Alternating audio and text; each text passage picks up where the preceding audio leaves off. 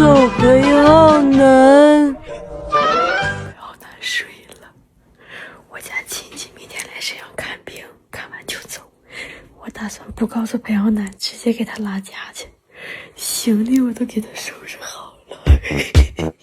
快点洗吧，待会儿人都走了。你们快不快？有毛病吧？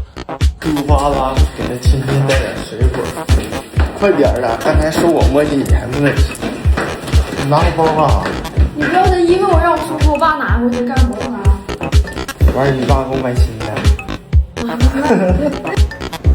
啊，这家困的，你不是刚醒吗？哎呦我天哪！为啥就这个斤？水果到时候拿着吃。你给俩送过去吧。不用，多不好意思呀。华哥，你能找着我家吗？没事，能找着，导航了。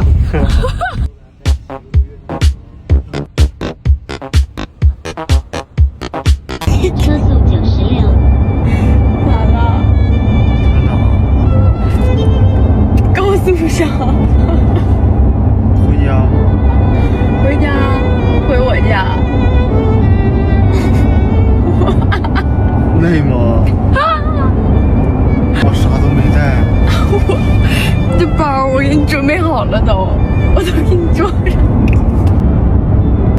他们全知道吗？晚上还想玩游戏呢。我到了给你找网吧。我还没健身呢，今天。我给你买健身房次卡。我还缺500块钱。注意看，这个男人叫小南。就在前不久，他因为贪图小便宜被带走。现在的他在想逃跑，已经难如登天。他只能养精蓄锐，帮司机开车。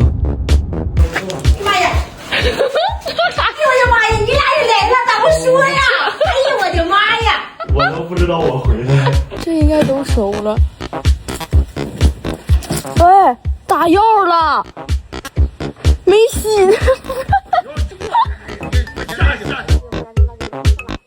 妈呀！我这一摸完不对呀！哎呀！我现在有个问题，如果说我在车上要是没睡着的话，你怎么办？反正你也下不了车，就直接开呗。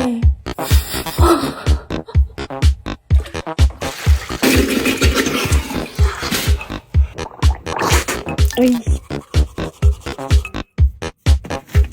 这个不用你录，你走吧。睡觉了，兄弟们吧。把视频剪了吧。明天再见吧。那也行。裴浩南，裴浩南，明天了，明天了，起来剪视频，起来剪视频，明天了，起来剪视频，你出去剪吧，你有动静我睡不着。